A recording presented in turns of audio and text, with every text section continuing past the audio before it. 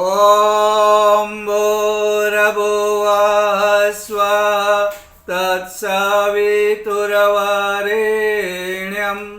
भर्गो देवस्य धीमहि धियो यो नः प्रचोदयात्।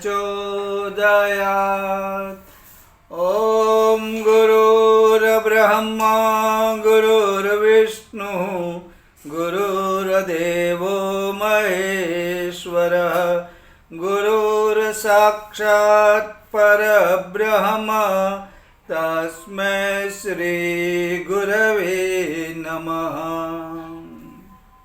भारत भूमि उत्सवों की भूमि है। इतने सारे पर्व त्यौहार उत्सव है कि अगर कोई चाहे तो वह रोज उत्सव मना सकता है। इन उत्सवों में एक उत्सव है मकर संक्रांति। यहाँ पे क्रांति है, सम्यक क्रांति है। क्रांति यानी परिवर्तन, बदलाव। जितनी भी क्रांतियाँ हुई है विश्व में, वहाँ कभी कभी हिंसा भी हुई है, लेकिन यह संक्रांति का अर्थ होता है सम्यक क्रांति। यहाँ पर कोई सर काटना नहीं होता है, यहाँ पर सर बदलना होता है, विचारों को बदलना होता है, समझदारी देनी होती है। और ये जो सम्यक क्रांति होती है उससे व्यक्ति से लेकर समाज, समाज से लेकर राष्ट्र में बदलाव आता है। मकर संक्रांति का अर्थ ये होता है भगवान सूर्य मकर राशि में प्रवेश करते हैं। इसका दूसरा अर्थ है उत्तरायण, यानी कि भगवान सूर्य उत्तर दिशा में गति करते हैं। अब हमारे यहाँ ऐसी मान्यता है कि उत्तर में देवता लोग रहते हैं। इसका संदेश है हमें देवत्व की तरफ, मनुष्यत्व पशुत्व छोड़ना है और देवत्व को प्राप्त करना है। इसे कैसे प्राप्त करेंगे? देवताओं के जितने गुण हैं उसे हम अपना के हम अपना जीवन बदले, हम हमारी राह बदले, नर से नारायण बने, जीव से शिव बने और अपना कल्याण करें। और सिर्फ अपना ही नहीं, सभी का कल्याण करते करते हम जीवन में आगे बढ़े। जब सूर्य अपनी दिशा बदलता है, लेकिन सूर्य और पृथ्वी के अंदर रहने वाले जितने भी वासी जीव जंतु पशु इंसान, सबके जीवन में कुछ ना कुछ परिवर्तन आता है। ये प्रकृति का भी उत्सव है। ये परिवर्तन आता है, लेकिन हमारे यहाँ हमारे ऋषियों ने कहा है कि ये परिवर्तन कैसा होना चाहिए, तो तमसो मा ज्योतिर्गमय, अंधेरे से अंधकार से प्रकाश की ओर। ये हमारी गति ऐसी नहीं होनी चाहिए कि हम प्रकाश से अंधकार की तरफ जाए। यह आसुरी वृत्ति है, क्योंकि हमको देवत्व पाना है, हमको देवताओं की तरह जीना है और उनके जितने भी सद्गुण हैं हमें अपनाना है। यह बदलाव, परिवर्तन, क्रांति है। और यह क्रांति हमारी कैसी है? सम्यक क्रांति है। यहाँ पर सर नहीं काटना। अधिकतर क्रांतियों में हिंसा हुई थी, सर काटे थे। यहाँ पे कोई सर नहीं काटना है। यहाँ पर विचारों को बदलना है, समझदारी के साथ, ज्ञान के साथ, सोच के साथ, ध्येय के साथ। तो ये हमारा जो त्यौहार है ये अनोखा है। और हम गायत्री उपासक, भगवान सूर्य सविता देवता हमारे लिए प्रेरक है। इसलिए हम लोग जब गाते हैं तो क्या कहते हैं? पुनः तु माम तत्सवितुर्वरेण्यम, हमें आप पवित्र करो हे सूर्य भगवान, हे सविता देवता, आप हमें पवित्र करो। हम आगे विकास करें, अच्छाई की ओर बढ़े, सत्य की ओर बढ़े। इसलिए कहते हैं कि हम जो अज्ञान है उसे ज्ञान की ओर अब जाए, अंधकार से प्रकाश की ओर जाए, स्वार्थ जो है उसे छोड़ के परमार्थ की ओर जाए। और जहाँ पर हम लोग सिर्फ अपना ही स्वार्थ देखते हैं उसकी जगह पे हम लोग लोगों का कल्याण देखें, अपने लिए नहीं। हम अधिकारों की बात ना करें, हम हमारे कर्तव्य को समझें। आजकल आप देखते हो जहाँ भी जाओ अधिकार की बात हो रही है। राष्ट्र में जाओ, समाज में जाओ, घर में जाओ, सभी लोग अपने अधिकार के बारे में बातें करते हैं और उसके लिए लड़ते हैं, झगड़ते हैं, एक दूसरे को परेशान भी करते हैं। कोई कभी भी ये नहीं सोचता है कि मेरा कर्तव्य क्या है। तो ये संक्रांति में हमें क्या करना है, अधिकार की बातें छोड़ के कम करके हमको हमारे कर्तव्य के बारे में अधिक सोचना है, उसके प्रति हमें काम करना है और अपने विचारों को पूरा का पूरा बढ़ना है। तो हम देवत्व की तरफ मुड़े, धर्म से हम लोग नाता जोड़े, अधर्म को छोड़े। अधर्म में क्या रखा हुआ है उसको हम लोग बिल्कुल छोड़ दे और अपनी जो कमजोरियां हैं कमजोरियों को छोड़े, हम शक्ति की ओर चले। क्योंकि हम जो भयभीत है तो ये भय की बातें छोड़ें, निर्भय बने, सीना पौलाद का रखे, बात बात में डर न जाए, बात बात में आवेश में न आ जाए, बात बात में गिरते न जाए। हम आज तक जो भी पट्टे सुनते आए हैं, हमने जो स्कूलों में पढ़ा, छोड़ो उन विचारों को। अमृतस्य पुत्र, हमारे ऋषियों ने क्या कहा, आप अमृत के पुत्र हो। और हमारी संस्कृति भी वैसी है। आप ये बार बार मत कहो कि हमारी संस्कृति डूब जाएगी, धर्म चला जाएगा, कुछ नहीं होने वाला। अमृत से संतान है। आज हम वैसे विचार करना शुरू करें, हमारा भारत भी अमर रहेगा, हमारी संस्कृति, हमारे संस्कार भी टिके हुए रहेंगे, कभी नहीं जाएंगे, कोई भी नहीं उसे हिला सकता, कभी भी नहीं हिला सकता। तो ये जो विचार हमें डाले गए हैं, गलत विचार, गलत इतिहास, गलत बातें छोड़ो। हमारी भारतीय संस्कृति इतनी महान है, इतनी बड़ी है, अमर है, वो कभी उसका नाश नहीं हो सकता है। तो हमें हमारी समाज के प्रति ज्ञान फैलाना है, आत्मीयता, बंधुत्व, समरसता, समानता, ये सब करना है। हमारे रोम रोम कण कण में प्यार हमको बांटना है और हमें इसका जो फर्क पड़ता है वो फर्क हमें अच्छी तरह से महसूस करना है। हम सूर्य की तरह गति में रहे, कर्मयोगी बने और परोपकार के लिए जिए। कहते हैं कि भगवान सूर्य हमारे देवता है, हमें सीखना है, देवत्व पाना है, सदा गति में, आलसी नहीं बनना है, बैठे बैठे नहीं खाना है और प्रकाश देना है। लोगों को ज्ञान दो, लोगों को मार्ग दो, लोगों को कुछ सिखाओ, लोगों को अच्छी बातें दो, दाता बनो। सूर्य जैसा कोई दाता नहीं है, हम भी दाता बने, हम भी प्रकाश दे, हम भी गति में रहे, हम भी परोपकार के लिए जिए। और यही जीना होता है। प्रकृति के लिए, दूसरों के लिए जीना शुरू कर देंगे, उस दिन हम भी देखेंगे कि जीवन में कितना सुख, कितना आनंद, कितनी मजा है। लोक कल्याण के लिए जीना है, समाज के लिए जीना है, परिवार के लिए जीना है, राष्ट्र के लिए जीना है। और हमारी भारतीय संस्कृति तो कितनी महान है। हम जीते हैं तो विश्व के लिए जीते हैं। हम तो देना जानते हैं, हमने दिया है। आज तक हमने विश्व को किसी भी देश में जाके लूटने का काम नहीं किया। हमारे साधु संत जाते थे, ज्ञान देते थे। अगर कोई तकलीफ में है उन्हें चीज़ें, वस्तुएं देते थे। कोई भी देश हो, कोई भी राष्ट्र हो, हमने देने का काम किया क्योंकि हमारा स्वभाव है, क्योंकि हम देवताओं के राष्ट्र में रहते हैं। देना है, तेन त्यक्ते न भुंजी था। दूसरों को देते देते ही हम लोग आगे विकास करने वाले लोग हैं। ये हमारी संस्कृति है। और ये जो संक्रांति में ऐसा कहते हैं ना, लोग लड्डू देते हैं तो लड्डू में पैसे रखते हैं, यानी कि गुप्त दान की बात है। किसी को दिखावा नहीं करने का है, किसी को शो नहीं करने का है। किसी को खिलाते हैं तो फोटो तस्वीर भेज के हम अपना नाम नहीं दिखाने वाले लोग हैं। गुप्त दान देना है, परमात्मा छिपके से देता है, हम क्यों दिखावा करें।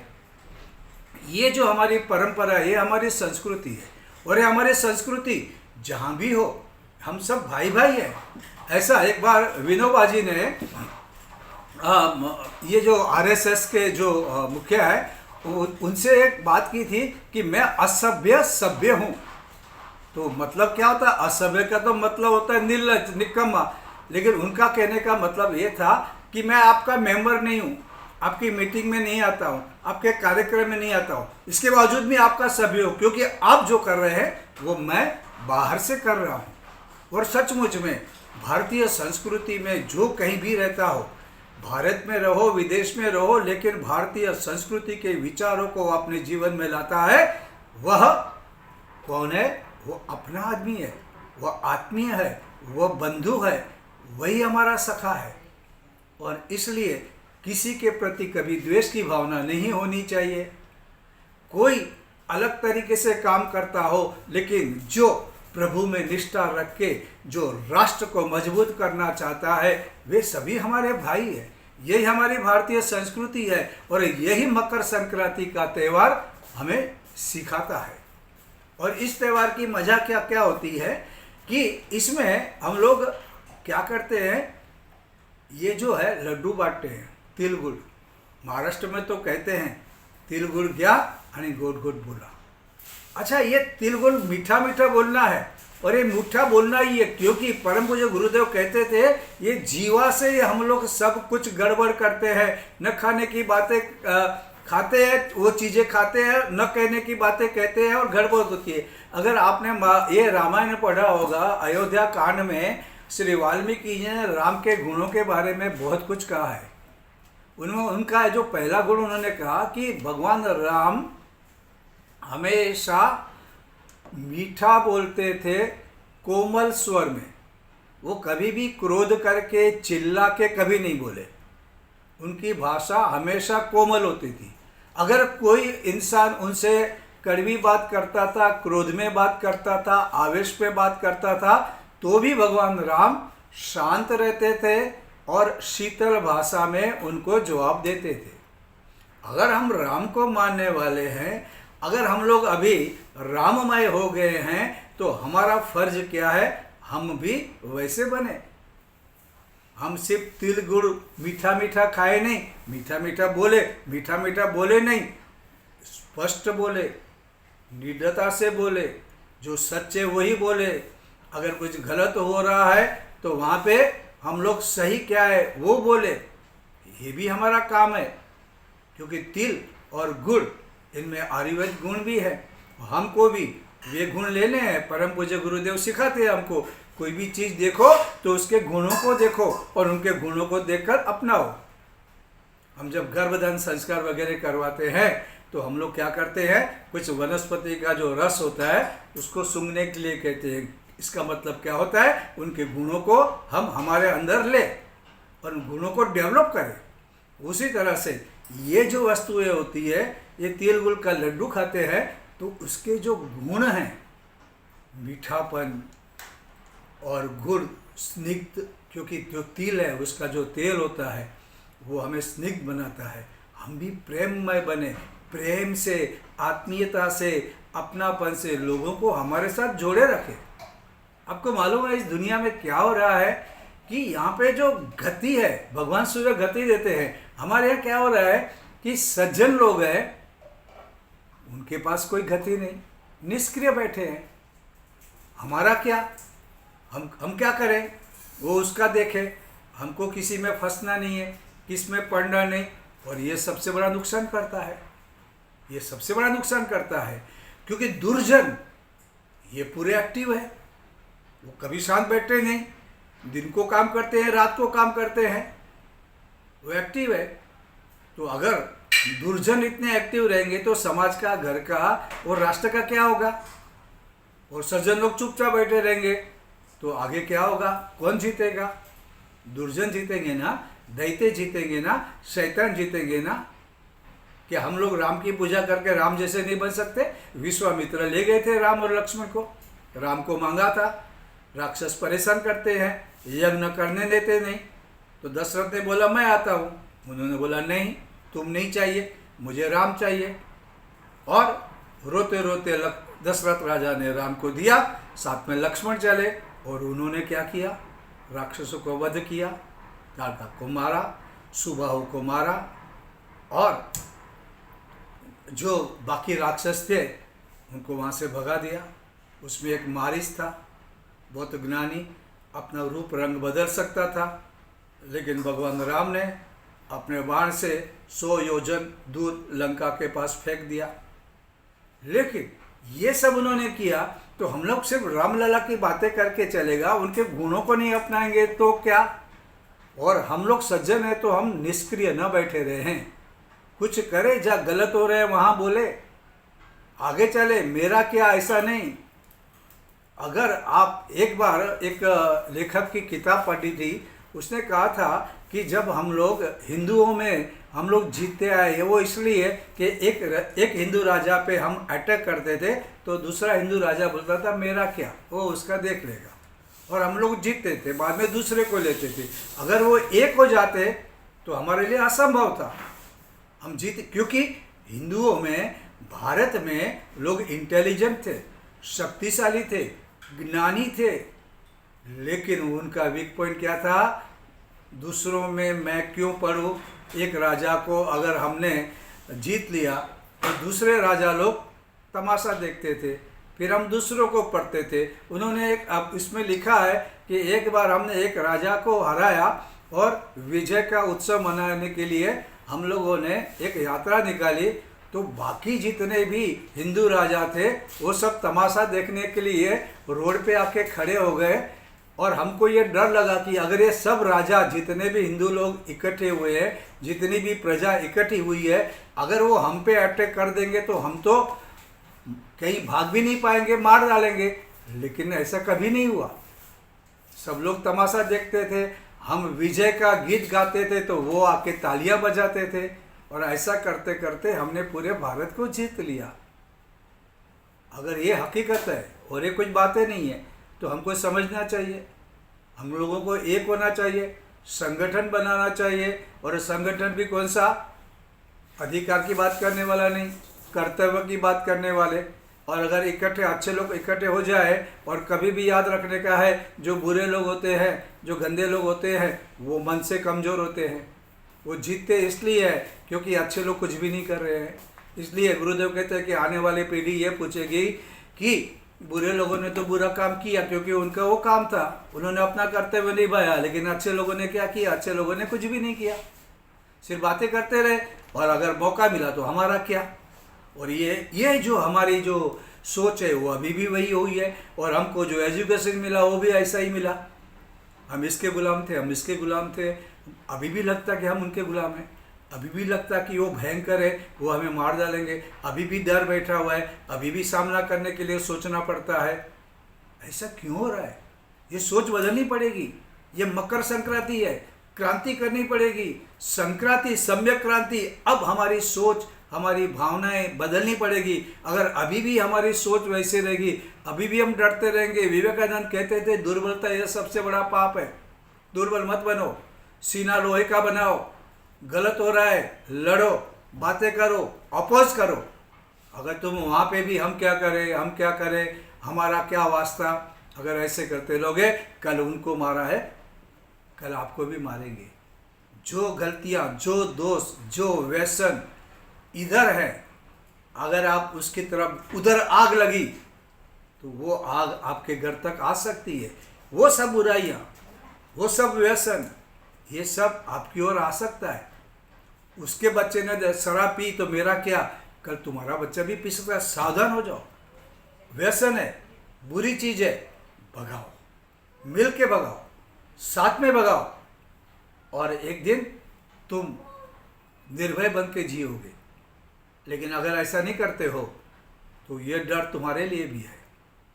तो कम से कम हम लोग बहादुर बने, वीर बने, क्योंकि शक्ति की उपासना ये तुमको मकर संक्रांति सीखती है। आदमी कमजोर होता है तो वो कुछ भी नहीं कर सकता है। हाथी कितना बलवान है, बीमार पड़े तो चूहे भी लात मारते हैं। शेर चलता है, बीमार पड़ा, बूढ़ा हुआ, उसको छोटे छोटे प्राणी भी उसको काटते हैं, उसको लाते मारते हैं, उसकी मजाक करते हैं। शक्ति, शक्ति की उपासना वेद में कहा है, उपासना करो, उपासना करो, उपासना करो। किसकी उपासना करो? तो कि बल की उपासना करो। कमजोर आदमी सवेरे मॉर्निंग वॉक के लिए भी जाएगा तो उसको सर्दी जुकाम हो जाएगा, न्यूमोनिया हो जाएगा। कमजोर आदमी अगर दूध भी पिएगा तो दूध में पेट उसका खराब हो जाएगा, उसका हाजमा खराब हो जाएगा। शक्तिशाली होगा तो 2-3 लीटर पी जाएगा, शक्तिशाली होगा तो कई लड्डू खा जाएगा। कमजोर आदमी एक लड्डू भी नहीं खा पाता, एक रोटी भी पचा नहीं पाता। इसलिए शक्तिवान तो बनना है।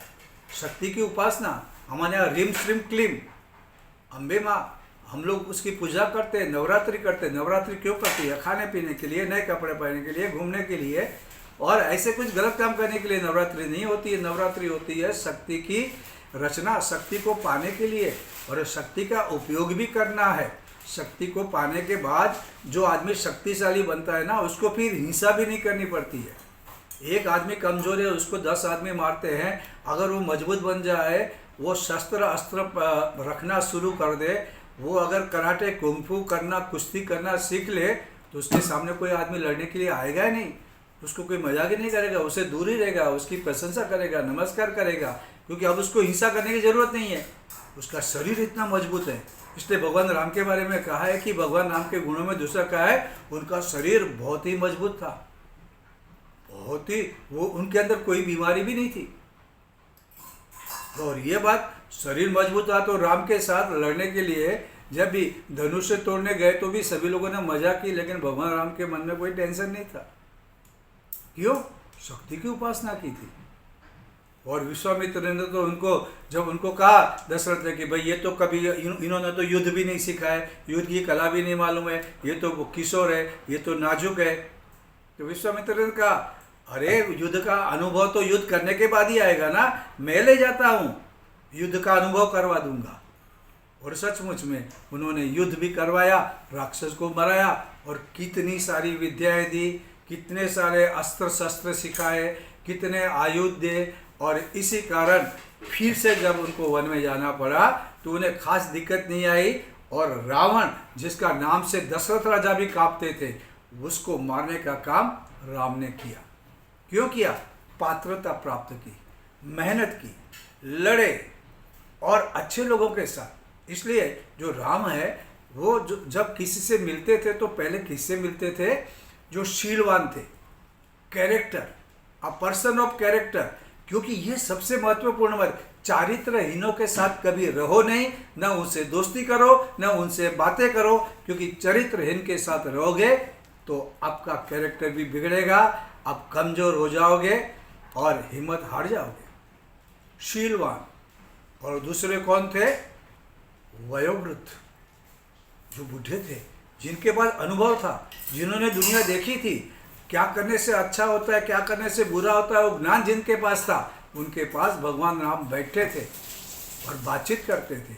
और तीसरे ज्ञानी लोग, जिनके पास बहुत ज्ञान है, जिन्होंने ज्ञान की प्राप्ति की है, जिन्होंने ग्रंथ पढ़े हैं, जो अच्छे श्रोता रह चुके हैं, जिन्होंने दुनिया भर घूम घूम के, गांव गांव घूम के विद्वानों के पास से जो ज्ञान लिया है, वो ज्ञान दूसरों को दिया है, ऐसे के पास जाके भगवान राम बैठे थे। हमको भी यही करना है। हम भी ऐसे लोगों के पास बैठे जो अच्छे हो, सज्जन हो, जिनका चिंतन चरित्र व्यवहार अच्छे हो, उनके पास बैठना है। ये निकम्मे, निठले, अभिमानी, अहंकारी और दूसरों का बिगाड़ने वाले लोगों के साथ आप बैठोगे तो आपका भी क्या होने वाला, आपका भविष्य क्या होगा? आप भी वैसे बनते जाओगे। संग का रंग लगता है। अच्छे लोगों के साथ रहो, अच्छे लोगों की प्रशंसा करो, अच्छे लोगों के कार्य में सहयोग करो। आप कहेंगे नहीं, हम तो जो सत्ता पे है, पावरफुल है, उनकी करेंगे और हम उनको ये करेंगे। ऐसा नहीं होता है। आपको क्या करना है? आपको अच्छे लोगों को सहायता देनी है। परम पूज्य गुरुदेव का जो कार्य कर रहे हैं, हाँ, उनको सहयोग दो। उनको साथ दो। आप उनको ही कमज़ोर करते बैठेंगे तो आप बोलेंगे हम फलाना फलाना है, तो क्या हो जाएगा? साथ दो, अच्छाई में साथ दो। परम पूज्य गुरुदेव को विचारों को घर घर तक पहुंचाना है, वो जो पहुंचा रहे हैं उनको साथ देना है, बाकी नहीं। बड़े बड़े लोगों से मिलके भी खास कुछ नहीं होता है। होता है काम तब जब आप विचारों से लोगों को परिवर्तन करने में आपको सहयोग भी देना है। अच्छे काम में सहयोग देना है, बुरे काम में नहीं। अच्छे लोगों को सहयोग देना है, बुरे लोगों को नहीं। और अपने आप को भी अच्छे में परिवर्तन करो, स्टडी करो, स्वाध्याय करो, सोचो तुम क्या कर रहे हो, गलत कर रहे हो सही कर रहे हो। तो गलत कर रहे हो तो सही करना है, और इसी में तो उत्थान है, इसी में तो काम होने वाला है, इसी में तो युग परिवर्तन होने वाला है। हम लोग शांति कुंज जाते हैं तो वहाँ पे हम लोग क्या सीखते हैं? हम अपना कर्तव्य समझ के आते हैं। हमको क्या कदम, हम ऋषि की संतान हैं, हम परम पूज्य गुरुदेव की संतान हैं, और उनसे हम बातें सीख के आते थे और फिर करते थे। हम लोग क्या करते थे? श्रम करते थे, तो हम कुछ भी सफाई करते थे। ये नहीं देखते थे कि ये मैं कैसे करूं, मैं तो बम्बई में रहता हूं। हम लोग तो जाते थे, कोई कहीं पे गंदगी हो सफाई करते थे, कुछ ही नहीं लगता था, न बास आती थी न गंदा लगता था। क्यों? समझ में आया, करना है, सेवा करना है, श्रम करना है, कर्तव्य निभाना है, आगे बढ़ना है। ऐसा हाथ बांध के, ऐसा अच्छे कपड़े पहन के बैठना, गाड़ी कारों में घूमना, 3 स्टार होटल में रहना, और फिर कहना कि हम तो भगवान के परिजन हैं, ऐसा नहीं होता है। परिजन जो गुरुदेव करते थे, एक बूढ़ी औरत को कीड़े पड़े थे, उनके पैर की सफाई कर रहे हैं, स्लीपर और कैनवास के जूते पहन रहे हैं। उस समय जो 8 आने की 40 पैसे की पेन से इतने सारे ग्रंथ लिख रहे हैं। क्या खा रहे हैं, क्या स्वाद, खिचड़ी में नमक है। माता जी बोलती थी कि खिचड़ी में नमक है क्या नहीं है, वो भी उनके नहीं मालूम पड़ता। एक साइड पे नमक डाल देते थे और फिर लिखते लिखते खाना खा लेते थे। ये गुरु हमारे, तो हम क्या करेंगे? हम ऐसा नहीं करेंगे। हम बड़ी बड़ी होटलों में ही ठहरेंगे, हम लोग दूसरों से काम करवाएंगे, गाड़ियों में घूमेंगे। ऐसा हो सकता है क्या? सचमुच में दिल से पूछो। करने में मज़ा है, देने में मज़ा है, करते हुए निभाने में मज़ा है। अपने अधिकारों के बारे में, अपने स्वार्थ के बारे में, अपने अहंकार के बारे में कभी नहीं सोचना है। ये कौन सिखा रहा है? ये मकर संक्रांति का त्यौहार सिखा रहा है। ये हमारे ऋषि हमको सिखा रहे हैं। जीवन में हमें ऐसा आगे बढ़ते रहना है और हमें बहुत कुछ करना है। अभी इससे क्या होता है कि सूर्य का जो हम लोग ने त्यौहार मनाया, सूर्य नमस्कार भी हम लोग करते हैं, और हम लोग क्या करते हैं कि आगे आगे अपने कर्तव्यों को निभाते निभाते हमको भलाई का काम करना है, हमको बुराई को छोड़ते जाना है, और हमको शांति को प्राप्त करना है।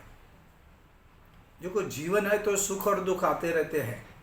सुख दुख नहीं आएंगे, भगवान ने ऐसा कोई गारंटी किसको नहीं दिया है। किसी शास्त्र में, किसी ग्रंथ में लिखा नहीं है, परम पूज्य गुरुदेव ने भी नहीं लिखा है कि भाई गारंटी के साथ तुम सुख दुख आएंगे। सुख दुख में कैसे रहना है, आगे दुख न आए इसके लिए हमको कौन से कर्म करने हैं। सिर्फ कर्म नहीं, विचार, कौन से विचार करने हैं, कैसे विचार करने हैं, अच्छा कौन सी भावनाएं रखनी है, कौन सी भावनाएं, कौन सी इच्छाएं रखनी है, ये सब सिखाते हैं।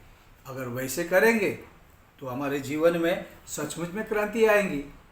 लेकिन हम कहेंगे, हम तो दूसरों को कहेंगे हम तो इसको मानते नहीं है, ऐसा कुछ भी नहीं है, तो क्या करेगा? हम अपने आप को ही गिराते जाएंगे।